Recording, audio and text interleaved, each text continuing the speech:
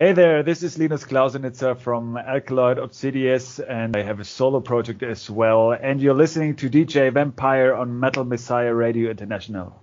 Linus, so welcome to your home, Metal Messiah Radio, the Bloodshed Show. It's so great to have you here, Linus. Thank you so much for having me. Linus, believe it or not, but we are already approaching the holiday season. By this time, this interview will be aired. It's going to be January 2024. So for you, Linus, how will you spend these holidays? Are you going to spend them in Germany together with the family, the loved ones? It was a crazy year that went by very fast. Yeah, I'm not so much of a religious person, so Christmas for me is more about meeting family. So I will visit my parents and see my brothers that I see very rarely, and stay in Germany with my Argentinian girlfriend here, who is also not Christian. So yeah, it's more about meeting family than celebrating the holiday itself. But yeah, it's good to have some days off because nobody's working now, and it's always good to look back on the year and analyze how it was to look forward to the next year. Yeah, sure. Linus, I guess, yes, you don't need any introduction, but you are very multi-instrumentalist, a very talented bassist that was surrounded by music from a very young age since you are a son of two musicians. What triggered you to become a bassist and to become a metal musician, Linus? I'm super grateful for where I was born. It was not my choice, so... It's not anybody's choice, so I was very grateful to just be born into that musical family in Germany where I had a very safe and easy childhood compared to people that were born in other countries. And my father was a classical musician. He was leading different orchestras, and he was teacher at the music conservatory here in Nuremberg in Bavaria where I live. And my mother, she's actually a multi-instrumentalist. She plays the trombone, piano, the accordion, so a lot of different instruments, and he played everything from classical music to folk music. So both of them, of course, tried to introduce us to music from very early on. And I can only recommend anybody to do the same with the kids because, I mean, we were three boys and only I was the one that was really interested in playing music later on. So you don't need to force kids into playing music, but it took me a while to understand. Needed to try a couple of instruments to see that I actually would really consider to do this as a job. And I played trumpet and piano before. Game changer moment was when I was a teenager and started to listen to metal. That was the game-changing moment for me. Yes, I mean, it's so amazing that especially your mom can dominate so many instruments, and she no part of an orchestra or anything else? No, she just does it as a hobby. She had a cafe at one point and worked in gastronomy, and she was a housewife for a while. So she really had an interesting life, you could say. But yeah, of course, all this had an influence. She took me on concerts when I was very young, and I saw her playing in tents full of drunken Bavarians. And then a day later, I went to my father playing in front of politicians, all in suits. So I had really a good insight into different worlds, I guess. So I'm very happy I had that gift. And then I went on a musical school and I played in a big band there, and I got already the feeling for how it is to practice in a group and to hang out in a group and to feel like, one thing that works on a musical goal together. And that was a great experience already. And I'm sure that had an influence on a lot of career moments of my life. I have this great opportunity to visit Bavaria many times. I remember, yes, I've been there for Nuremberg. We visit there many times because all the time we stay there like a couple of days before we go over to Brutal Assault. Very great festival in Czech Republic, you must know. Sometimes we go to Bavaria as well when we go to Summer Breeze. So a lot of reason why. It's also around the corner. Bavaria, but also the Oktoberfest I attended once. Wow, what a great beer festival. First of all, let me know when you're here next time, and I introduce you to some things that are not like the corners, which are not the top 10 tourist things. Okay. And I mean, the great thing about this area is we don't have mountains here. That's in the south of Germany. We don't have an ocean or anything like that. But what we have is heavy food, which is very good. And we have every little village. We have an amazing brewery. So in my opinion, if you ask me, I think this is like the center of good beer here. It's crazy how many good breweries we have in this area. It's really, really, really great. And a lot of people like to come to Germany right now in the Christmas time because we have a very famous Christmas market, which I actually don't find so amazing. But like we have a nice medieval center. It's a good place, and a good place, like you said, to go from here to Summer Breeze, good airport here, and to go to Brutal Assholes only like 2 or 3 hours. I played there with Obsidious this year. In Summer Breeze I played as well. So yes, nice. I love those two festivals. Can't wait to return back there. Yeah, do it. But I must say, Linus, not because you are talking to me now, it's not because you are coming from that area, but the best beer I ever tried was in the Bavarian region. That's great to hear. I really believe that. I mean, there's good Belgian beer also, but yeah, it's really great. And I mean, you talked about Oktoberfest. We have like a traditional fest that we have also in every little village. Like in every village, there is at least one weekend fest like that, which is also not filled with tourists, but really like just locals. And it's like it's a different world you can dive in. It's something I can also recommend to do because it's just something else. Yeah. You also get this mass beer where people just drink 1 liter beers and you listen to folk music and to Bavarian traditional music and there people walk around with those Bavarian outfits. If people talk about like pretzels and traditional outfits, that's what happens here, not in the north of Germany or the center. And you know what's the best thing I love above them all? That the people are very, very, very friendly. Walk into a place, nobody knows me, and they all welcoming me, sit at the table with them, drink with them, they buy beer for me, they don't even know me. That's actually something I love when I go out of Nuremberg, like to meet nicer people than here. Like here people are very cold, I find, but but at Oktoberfest, and then all those fests, like when people get out to have party and to celebrate, they have good mood. Yeah, you're right about that. Linus, as you just said, in your teenager, you discovered metal, but do you still remember, what really got you into metal? What bands? Yeah, I mean, it's the classical story. I'm a metal bassist, so like everything comes with Iron Maiden and Steve Harris, so that was what really brought me into metal. My older brother listened to Cannibal Corpse and Sepultura and Biohazard and stuff like that already, and I was not so much touched by it, but when I saw Steve Harris I think my friend got the Live at Dunning VHS and the Live After Death VHS, and that blew me away. And then at that time I was 14 or something like that, and I was in a musical school where you had to play an instrument, and I played the trumpet, and then I got, how do you call it when you get this on your teeth, not bracelets, how do you call it, what you get on your teeth to fix on them. I got that, and we say in Dutch, because here I can speak Dutch as well, we say beugels. Yeah. And I got that, and then I couldn't play trumpet anymore. What a bad. And that was the perfect moment to convince my parents to switch to another instrument, which was bass guitar. And then I played, like, it was my main hobby then, to sit in my cellar and play all the Iron Maiden stuff. I had a folder with like printed tabs, and I mean it was like 20 years ago, so like I had horrible sheet music like written in Korean, knew that font back then, no Guitar Pro, nothing like that, and I read that folder and tried to play as much Maiden stuff as I could. And then I made the first band with my buddies in my little village, and we had a little rehearsal space under the fire station. We spent every weekend there, and it was a very very dirty place and horrible cold cellar where we were playing with gloves sometimes on because it was so cold. But do you remember your favorite Maiden album? Oh, that's very hard to say. I think I go with the classics. I think Somewhere in Time is just the best one. Like, I think that's what most people think. But I also really, really love Fear of the Dark. The first Maiden album I bought was Virtual 11, which is an album I also like a lot. I know it's like criticized by a lot of people, but for me it's also a very strong record. Yeah, I love Maiden with Bruce. Yeah, I love albums like Number of the Beast or Seventh Son of a Seventh Son. Great albums, all of them. Absolutely.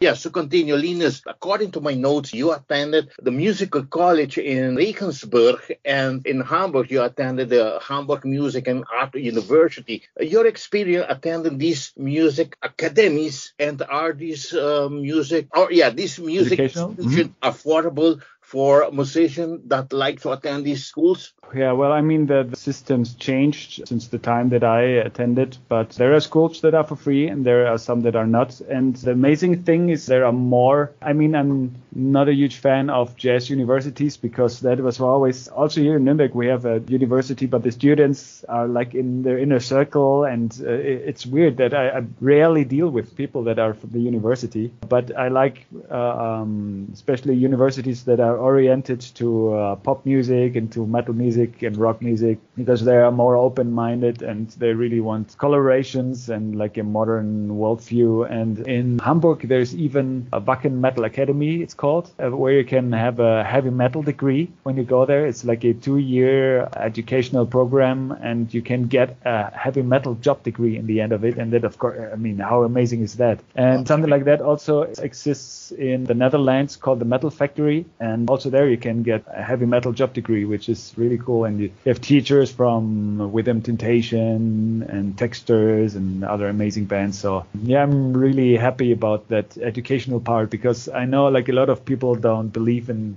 that musical education and rock and roll fit together, because it's like the concept is like, okay, here you learn with a system and the other thing is about rock and roll and just to experience all the craziness. But I think it's a combination is possible, and it's so hard to find an own band sound and to find an own sound for your instrument, that the more tools and the more options you have, and the better it is. I think that's my approach to it. And like in Obscura and all my other bands that I played in with Obsidious, if we wouldn't have the musical education and the knowledge about rhythm and harmony theory, the music would sound very different. It's like our way to try to get out of comfort zones and to really try something new. For those that are afraid, I mean, they really want to attend a music university. So according to you, these universities are very affordable. Yes, and there are always, even those who cost money, there are normally programs that support you if you don't have the money to do it and you're talented. Yeah, in Europe, we have a very good infrastructure for those kind of things. Yeah. Okay, very great. Talking about great basses, I mean, we can mention so many, but you playing fretless bass is something you learn your own, or someone else teach you this one, or you learned this at a university that you attended? First time I played fretless bass was on the university. I played bass a year before, so that helped for sure as well. But the time that I developed my own sound and it really took time with the instrument to get to know it and to love it, that really started when I joined Obscura, to be honest. That was the time. And that's something I often recommend to students, is to go out and really try to stick with one band and one project for a long time and play with that project as much as you can, because only if you dive into one thing with a lot of energy and time, then you can work out something. Like if you jump from project to project, you can be a weapon that can play everything maybe, but like if you want to create something unique, it's the best way to put a lot of time on that. Yeah, I mean, it's very, I believe, very amazing.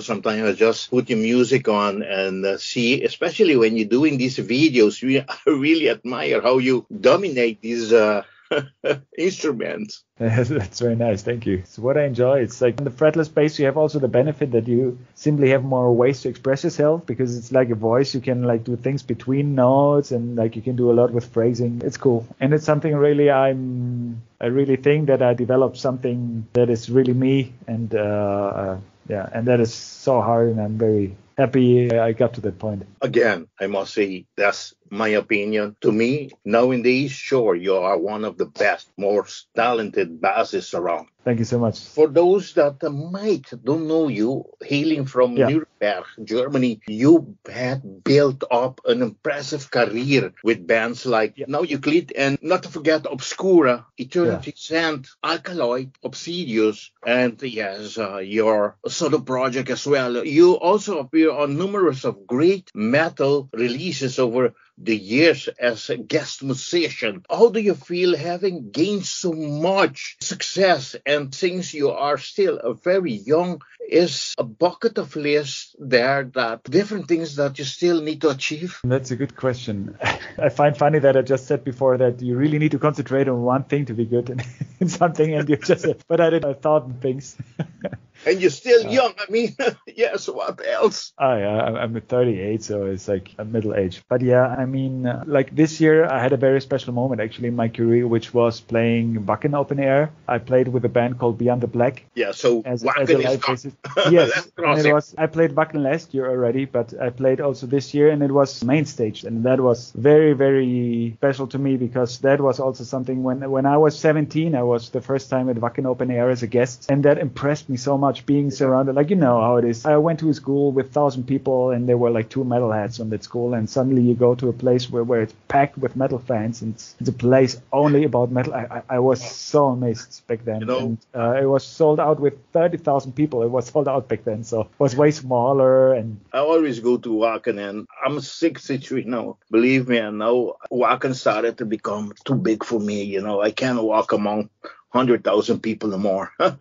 Yeah, that festival is very special to me, and really, I don't know, I had an amazing time back then, and you know, and I remember exactly how I was standing there, and I watched the Bruce Dickinson solo project in 2003 playing there, and he played Maiden songs and Tears of a Dragon, and I got a foot in my face when the guitar solo came. I have a lot of memories about those shows, and then I was really like standing on that same stage this year and looking down, and I tried to play for that 17-year-old me. That was very, very special, and really like a bucket list kind of thing that was really meant a lot this year. Yeah, even though, I mean, yes, Wacken is still, to me, remain one of the best festivals worldwide. But yes, unless a band I really want to see, no matter what stage they are. I can remember you have like 8 or 9 stages there. I go there to that stage and wait for the band. But otherwise, I just like to stay in the VIP area, hanging around there. Yeah, which is very cool there. Yeah. But yes, are you still endorsed by Ibanez basses and Ernie Ball's strings? And how about Sennheiser microphones? Yes, with Ibanez I have a very, very good collaboration. They endorse me a lot. I love that company because of several reasons. One of the reasons is really that I think it's like people always go for the like typical bass sounds, and Ibanez offer a lot of different bass sounds with very affordable prices, and the quality is good for those prices. And even though they are a huge company, they make still experiments, and that's what I like so much about it. So I have like a 7-string fretless bass here in the back. I have a hybrid bass that's half fretted, half fretless from them, and they even make custom basses for me. This one that you can see here, that was a project from this year. That's amazing, man. Unique, yeah. I came to them, and I don't know if people can see this, but I have a bass with a steel fretboard in my hand, which was an idea I came up with a couple of years ago. And yeah, this year we managed to make it happen, and it sounds absolutely incredible, that bass. And yeah, so I couldn't be more happy about that endorsement. And Ernie Ball strings I endorse. They sound great. I use Cobalt strings. I work still with Sennheiser. I got a new wireless system just this year, which I'm very happy about. Your experience with this wireless? Yeah, I tried a lot of different wireless systems, and for me they are the best. I have problems with other companies, but for a while now I stick with Sennheiser already. I'm very happy about that. I have also an endorsement I can mention. It's also Richter straps. It's like the bass straps that I use are also very good quality that years ago I underestimated. Yeah, I can really recommend to use the one from Richter's because they don't hurt my shoulder so much, and they I have a leather one from another company, and every time I wear it from an old bass, I have like pieces of leather on my neck. Are you not also endorsed to Anpac? I was never endorsed to Anpac, but with Engel I work. They don't offer bass gear right now, but I have one from one of their amp builders who is a bassist. I have his bass amp, so like he made a very own bass amp for him, and he gave it to me. So I have like bass equipment in my cellar that is like customized from him. Very special also. But I'm talking about the amplifiers. Yeah, it's an Engel amplifier. Okay, use Engel. Okay, understood. Yeah, and you're very satisfied with it. Yeah, it's great. I mean, it's hard to recommend it for other people because there is no bass gear out there right now for Engel available. But yeah, also a great company from Bavaria, and like I said, I like their equipment a lot. And right now, a lot of bassists, again, like with basses, a lot of people go like this for the standard metal sound. There are like 2 or 3 companies out that everybody goes for, and so I'm happy to have something that is not like what everybody has, and to sound a little bit more unique. Okay, Linus, we're going to go over now. Talk a little bit about the bands, all the bands that you was part of or still are part of. Linus, you handling bass, Christian Munzer on guitars, joined Alkaloid, a German progressive death metal band in 2014. Together, no other than this guy. I have a big respect for him as well. I'm talking about Hannes Grossman on drums and Maureen on guitars, both ex-members of Obscura. I'm talking about Hannes and Hugh, too, with Maureen Linus after Alkaloid debut album. I'm talking about this one in 2015, the Malkuth Grimoire and the Lick Anatomy. In 2018, the band is back with a new album, Numen. I think we're not gonna talk too much about this album because I'm gonna have Hannes sometimes in interview, and I want to thank you very, very much for getting in contact with Hannes. We're gonna record that sometimes. I was in contact with him in December or November when you went away, and he was kind of busy with his apartment. He said there was something going on and he couldn't get into interview then, but he told me that I think first weeks of January we're gonna be able to get him in interview. So thank you very much, Linus, for having contact with Hannes Grossman. But yes, not to talk too much about details about this album. Yeah, was there something different expected from you this time recording with Hannes as a producer? What you guys have just done for Alkaloid? I mean, I'm talking about you doing the bass lines. I recorded the bass lines from home, so that was not different at all. And also the album before was already produced by Hannes, and I worked so much with Hannes as we lived in the same city and we're friends. I just met him last week for a beer where he also told me that, damn it, I have interviews that I still couldn't do because there's so much stuff happening in, like you said, the water issue in his apartment and stuff. Exactly, that's so bad. Yeah, but some things were different on this recording. I'm sure Hannes can talk way more about this record because he spent really a lot of time for the production, and he had Morian was recording the vocals with him, so I'm sure he can tell more about that whole aspect. But the thing that we approached different with the bass this time was that I would say like 90% of the album is recorded with a fretted bass, so not fretless this time. It's a darker album, so we wanted to have a more darker sound, and I tried to also, as a challenge for me, to sometimes like use the fretless techniques on a fretted bass to get more melodic parts into it. But yeah, I would say it's just a more darker and more heavy bass sound than on previous records, and I'm very, very happy with the bass on that album. And something that is also very different on this record, it's the first time that I had time to join the songwriting team. So I came up with the initial idea for Shades of Nicoras, which is a song that I worked with Morian on. I had the original song idea, and then Morian changed the arrangement and worked on the guitars, and now it's what it became. And yeah, that was something special for me as well. I never had time to join the songwriting team for Alkaloid because of Obscura before. So for our audience not to misunderstand, Linus, talking about the recording of Numen, which is the Alkaloid new album, compared not to your album, compared to Liquid Anatomy, the one that you have recorded 5 years ago. So you see that, as you was saying, it's a much darker album compared to this one, to the last one. Exactly. Numen is way darker than Liquid Anatomy, and the bass sound is way darker. That is really the biggest difference between those two records, I would say. All right. Yes, I have listened to the album. It's a very great album. Man, yes, I can't wait to have Hannes in the interview. I think I'm going to wait for the first or second week of January to get in touch with him back. I'm already working on what we have to talk about. So, I'm preparing myself just like I did for this interview. So I'm getting there. Yes. Can't wait for that. Good. Yes, continue with part of your history. You left Obscura in 2020 while you continue to work with Alkaloid, but at the same time you formed this international technical progressive death metal band Obsidious together with Sebastian Lanier, ex-Obscura, on drums, Rafael Trujillo, ex-Obscura, and that on guitars, and Javi Pereira, also Juggernaut, on vocals. In 2022, you guys released the band debut album, Iconic. What were actually the reason behind the formation of this band, Obsidious? I mean, going in the same direction as you already did with Obscura and Alkaloid. What's the purpose of? I mean, Rafael, Sebastian, and we played in Obscura for quite some time, since I think Rafael was the one who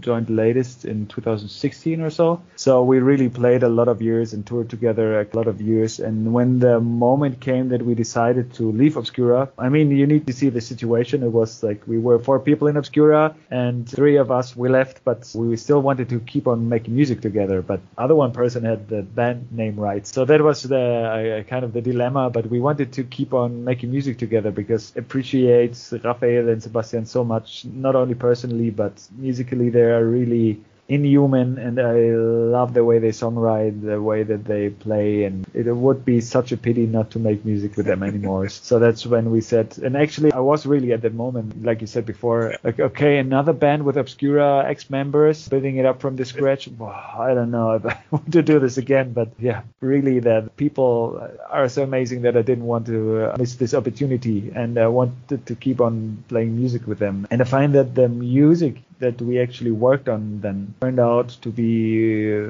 very different and unique.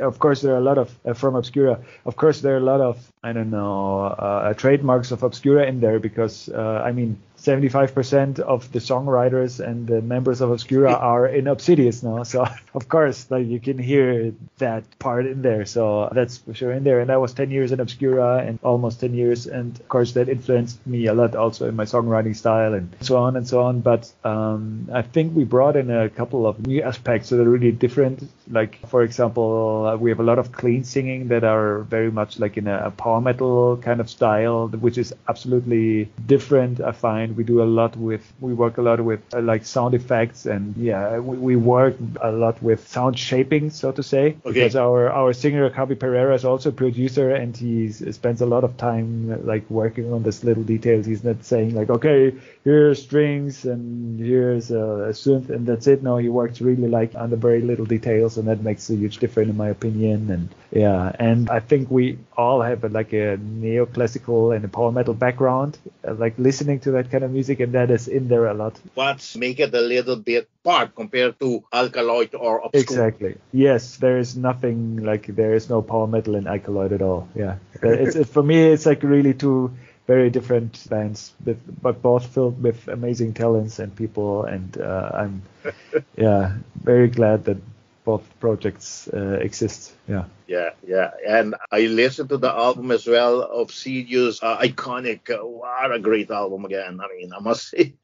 Thanks. Thank you so much. Yeah, it was a lot of effort, that album, and I actually was hoping that it gets more recognition, to be honest. But I think we just hit a bad timing with Corona and stuff. But so I'm still hoping that that band will get more, I don't know, attention, because I'm absolutely convinced that it deserves the attention. It's like, for me, it's all that music is very unique and makes a difference, and I really believe we do that with that band. After 1 year that the album has been released, how was the reaction from the fans, man? Like, people didn't know what to expect, so of course, like, the clean metal singing was something I'm sure we pissed off a lot of people, but I mean, that's cool. I prefer to do something with attitude that pisses a lot of people off, and to polarize instead of like doing something average, which, like, you know, it's like the problem of the metal scene right now is more that every band sounds the same. Yeah, that was not our problem. So I mean, the reactions are pretty good, but I think still, like, the amount of attention could have been better. I find it's like we could have reached more people, but I just think a lot of reasons took part why that album didn't reach not as many people as I'm hoping for. But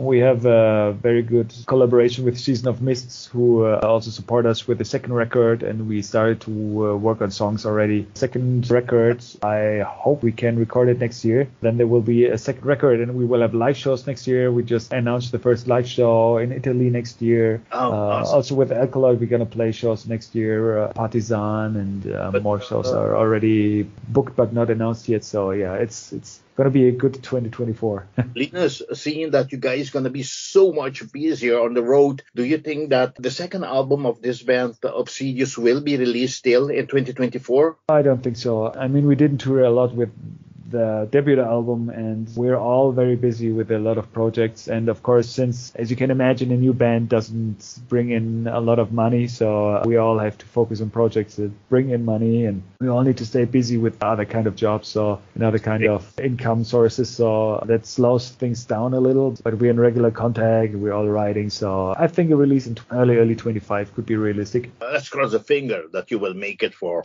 the end 2024 or the early 2025. Yes. Yeah, to continue your solo project, Linus Klausenitzer, you have released your debut album under the name Tulpa. I mean, Tulpa takes listener on a musical odyssey through time, exploring the story of an ocean lord's attempt to create artificial human through the Asian art of alchemy. This debut full-length album by you, Linus, your very first release. I mean, your inspiration for have chosen, first of all, this book of Die Sphinx, 1873, from Emil Bessetny as the theme for this debut album, Tulpa. And what's behind Tulpa? As I said before, it was really a crazy year, 2023, with the Newman release and a solo release and a lot of live shows. Like, the idea for a solo record came up when I was writing into different directions already. When I was still in Obscura, we wanted to go into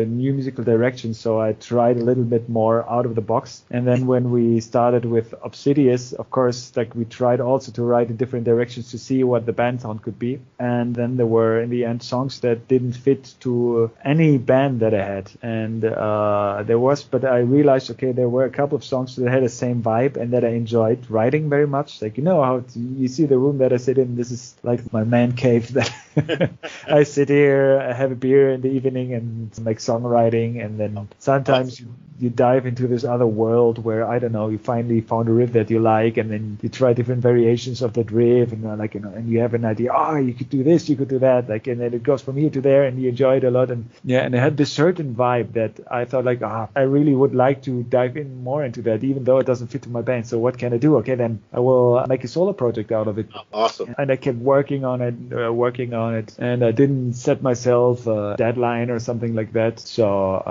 at some point, when I had time, I focused super much on it, and it was a very challenging experience for me. I had to write vocals for the first time with the lyrics. I had to compose a whole record completely alone the first time, and that was all challenging, but super enjoyable and something I grew from. And with the story of the record and the book of Emil Bessetny, it came from like I said before, I had to write lyrics the first time in my life, to be honest. Let's say on a serious record. I did it as a teenager and I tried it with my first bands, but it wasn't really something professional. So I wanted to have something that I wanted to write about a topic that moves me. And then I was thinking about records from my teenager times, or that really got me, like where I had the albums in my hand and I went through the booklet, and the booklet, the lyrics and the music is one world that works together. That was in my head. And then I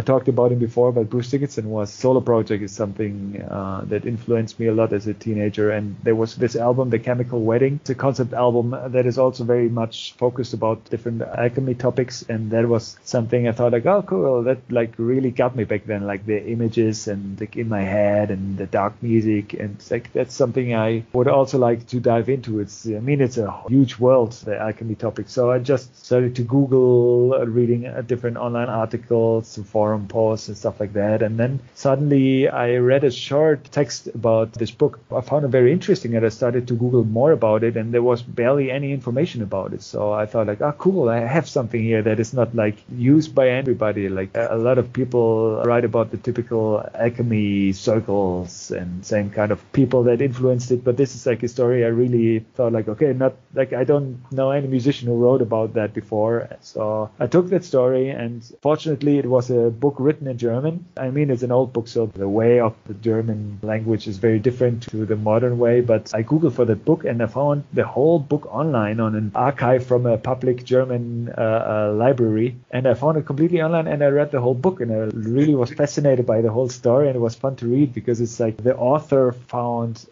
little papers from the servant of the Lord who created this artificial creatures, and the author is very much confused about what happened here, what did he really create, and what is this, and this mystery about it was something that fascinated me. And when I read about the characters of the story, the story speaks about 10 characters that he created, and then I thought, okay, this is perfect, 10 songs, 10 creatures, I will make a song song to every creature and about every creature, and that's what happened in the end. And then when I worked on the artwork with an artist I found on Instagram, I told him to paint every of those creatures, and all of them are in the booklet and Bodify canvas. And yeah, I really wanted to dive deep into that concept and have it everywhere about the album, you know. I mean, I can see this cover artwork and this version into that bottle. Exactly, it's a jar, and all the 10 creatures can only survive in a jar. So that's why I like put an animus person also to have a metaphoric character to it. And yeah, that's so it's like sums up the raw ideas of the record in the artwork.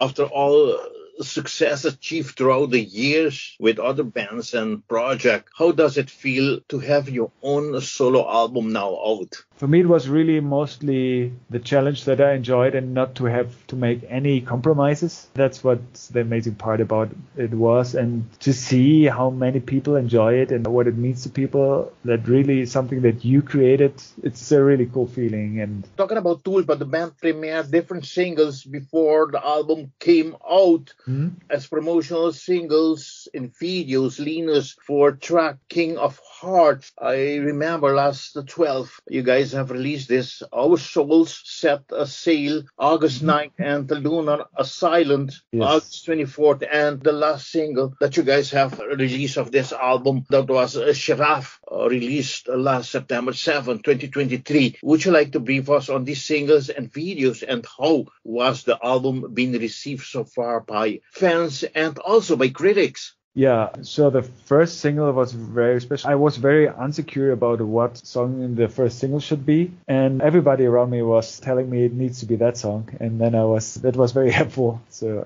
my girlfriend told me, Hannes told me, the guitarist told me it should be that song, so I was really, okay, so then that's the single. And the funny part is that this is the song I spent less time with, because it was the last song I wrote for the record, and that was the moment, you know, when you're very sure what this album is already. Yeah. So you go in with a very clear vision of what song you want to write, and I think that's what made it strong. And the single has a guest solo from Roland Graphoff, which is also like a teenage hero of mine. I really liked the Halloween albums that he recorded guitars for, and the Master Plan records that he recorded. So it was very special to have him on a death metal song. So that, yeah, it's something I really enjoyed. And I didn't have a lot of budget for this album, of course, so I did all the parts of the music video myself. So the whole King of Hearts videos is done on my own, which was also quite a challenge. And something I also wanted to say, if you like go through my social media channels, you can see how my father plays the theme of the song on his violin, and my mother plays it on piano with a band that she has, like with some friends. She plays the theme on trombone, and a friend of hers plays guitar, and another friend of hers plays piano to it. It's like an own arrangement of the song, which was very amazing for me to see, like, you know, it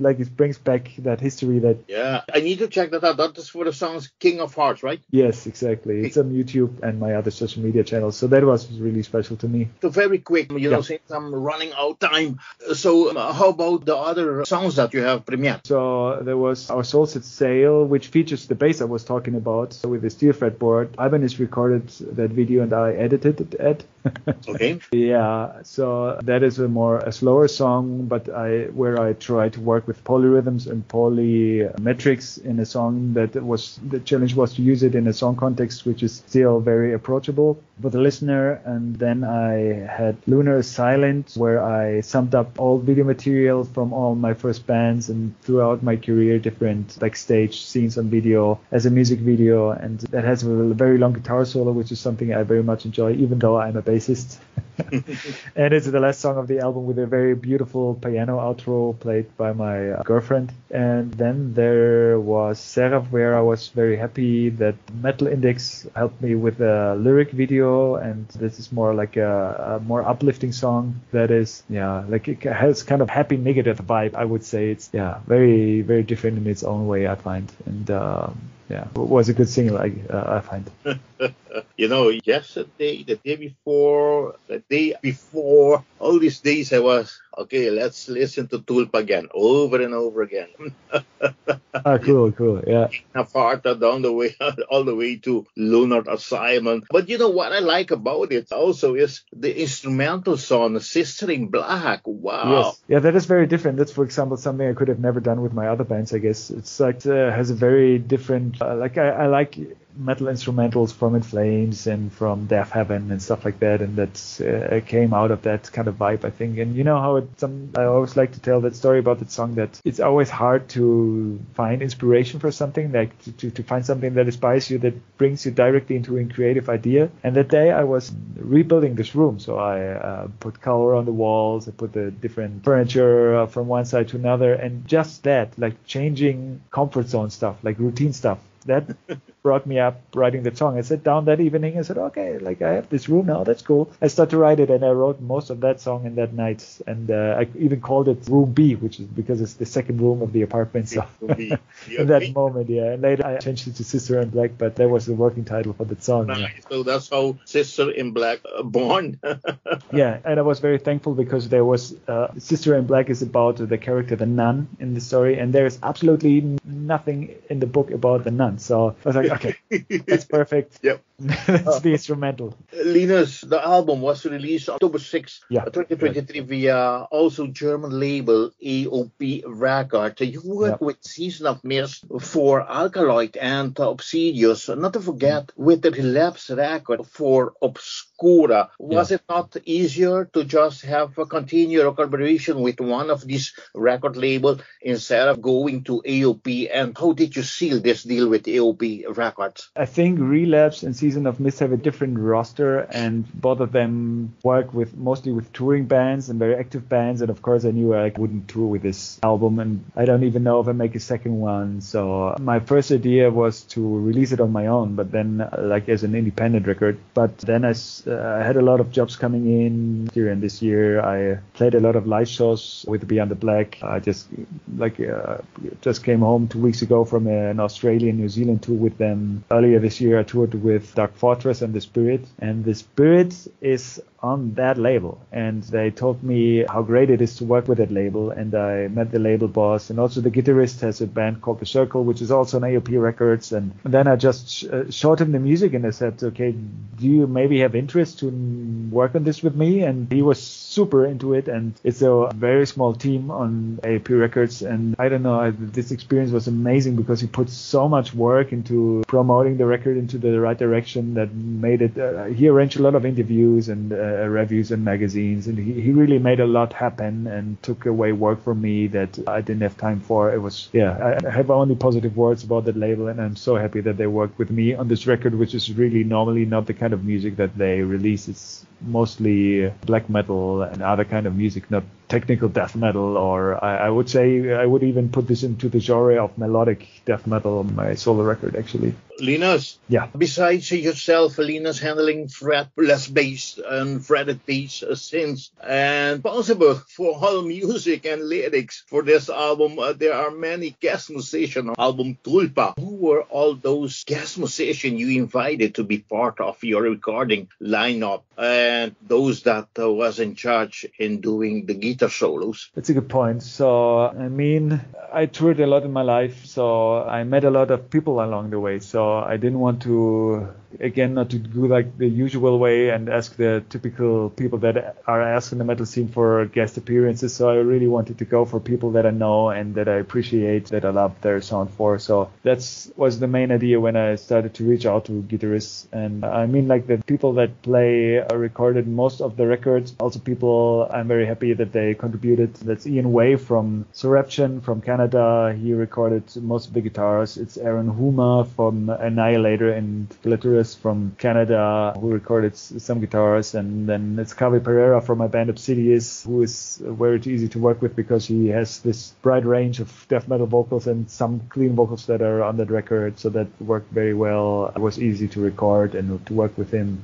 And Hannes Grossmann being being the producer and drummer on the record, of course, also made things easy. And then as people forget solos, so there is Roland Graphoff that I mentioned from Master Plan and Ex Halloween. There is Phil Gust from First Fragment that I toured a while ago with Obscura with, a super talented guitarist with a very unique guitar sound. He plays the guitar solo on Axiom Architect, which is really wild, and he has a very unique guitar tone that I really appreciate. Nice guy. V. Santura, an old-time friend of mine that played in Non-Euclid with me. He's the producer of the first Alkaloid record. All the Obscura records I've done in the band were done with him, and plays in Triptychon guitar, and he played a great guitar solo lines in the song Sword Swallower. Then there is Lee Dammers, which is an Ibanez artist. I met him through Ibanez events, and he plays for UDO and Dick Schneider, like the solo project of the Accept singer. Very cool guitarist who has also a great solo record, by the way. There is Chris Hermsdorfer, which is the Beyond the Black guitarist, and he plays for Serenity as well, and we toured a lot together. A super nice guy and great guitarist. And on the last song, it's Nicholas Albany, who plays normally in Gorod,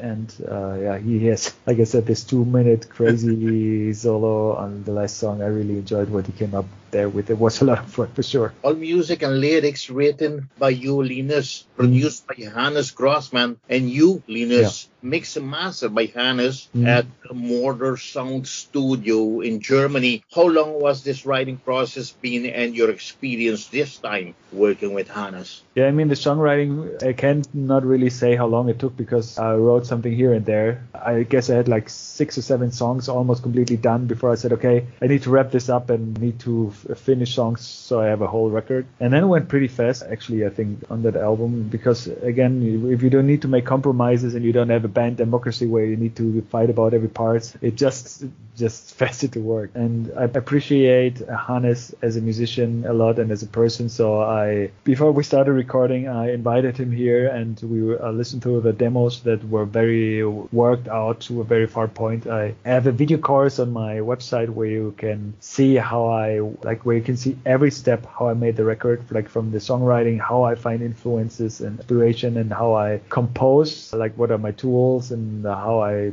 put myself into finding new ideas. And there is also a part where I show how I do the pre-production, and I really had a pre-production where even like I programmed everything, the drums, the guitars, the bass, the vocals are programmed before I went into the recording process. So I went with that pre-production, I went to Hannes and we listened to the whole thing, and he had like 2 or 3 ideas where he said, like you could play that part twice, or here this takes so long, cut it a little. And very happy about that input, and my girlfriend gave me a lot of input as well. I appreciate her music taste a lot. And then Hannes recorded the drums, and the good thing is the studio is around the corner here, so he also he worked on my record when he had time in between, so it was not that, of course, then the mix needed to happen in one piece in the end, but he had some time to I don't know, it was not like that I had to book a studio for 2 months. It was very flexible, everything, and it made it very easy and enjoyable. Okay, very great. Tulpa, the band's debut album, showcase you, Linus, versatility as a musician and composer, featuring a blend of tactical playing and catchy hooks that will captivate listener from start to finish. For fans of Revocation, Scenic, Cryptopsy, Legion, Decapitated Skeleton Witch, and many others. Ending this interview, Linus, what are the future plans for festivals and show for you? I mean, talking about Alkaloid and all other bands that you will be part of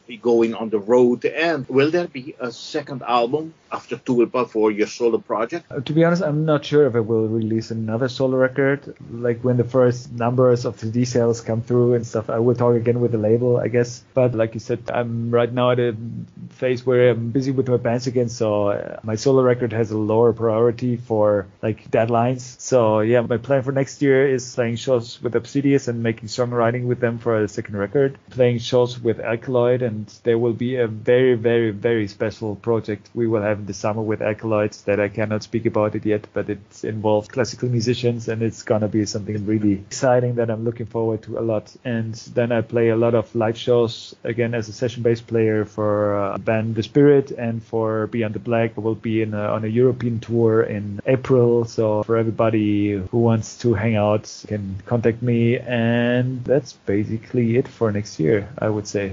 But Linus, just as you mentioned, you just came from an extensive tour through Australia and New Zealand. How was this tour gone? It was my second time there, actually. Germany, but it was amazing. It was also, I mean, beside the people and the landscapes there and the weather, that of course it's spring there, where it's here a cold, dark winter in Germany. It was really amazing timing. But besides that, I had an amazing time because the package was great. The Beyond the Black members are really, really good persons. And another band on the package was Halo Effect, which is filled with X and Flames band members. And that was something I enjoyed a lot too, because I like their new record a lot, the Halo Effect record. And talking with like old teenage heroes like Peter Ivers was great to me. And we had a really good time there, also with the other two bands on the package. It was great. Halo Effect, members of Dark Tranquility, right? Also that, the singer, exactly. Very glad to hear that you really enjoyed the second trip there to Australia and New Zealand. I mean, at which festivals you're going to be around? I mean, summer festivals, or where you going to be? So, I mean, I'm heading to Europe 2024. Yeah. So are you going to be touring with Beyond the Blank for the whole year? Yes, I will play as much shows as possible. See, they also announced already the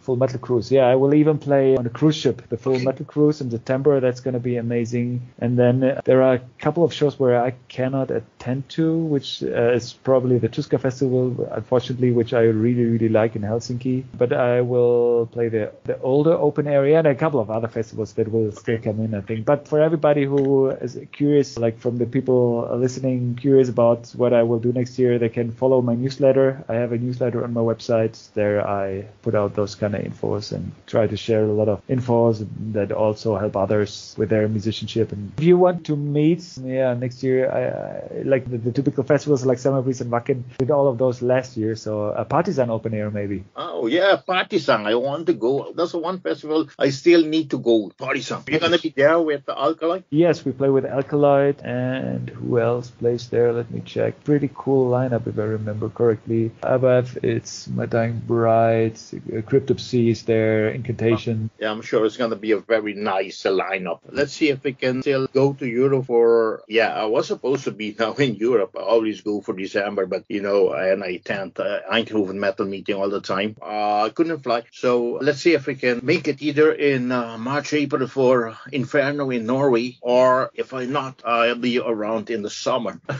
Okay, cool. Yeah, let me know if you're in Nuremberg, Germany again. It'd be great to hang out. Yeah, let me see. I might drop by, meet you at Partisan.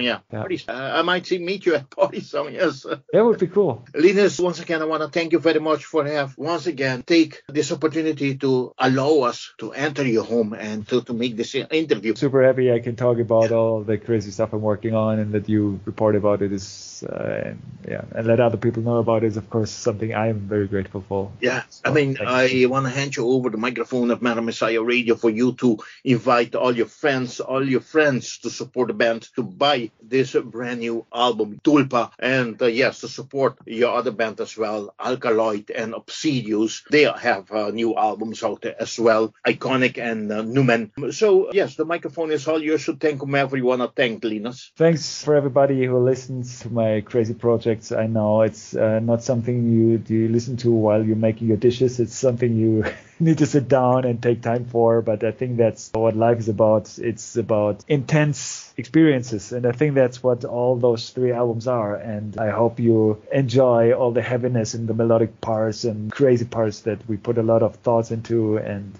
thanks so much for being part of my journey and supporting me so far. It really means the world to me, and otherwise I would have a boring office job probably. So thank you so much for everything, and thank you so much to Metal Messiah Radio.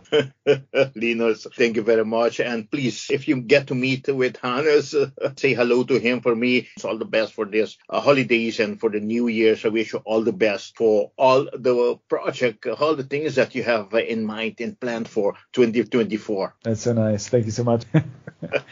And have good holidays too. Thank you so much for the interview, man. Thank you very much. And like I always say, metal on. Bye-bye. We keep in touch. Yeah, bye-bye.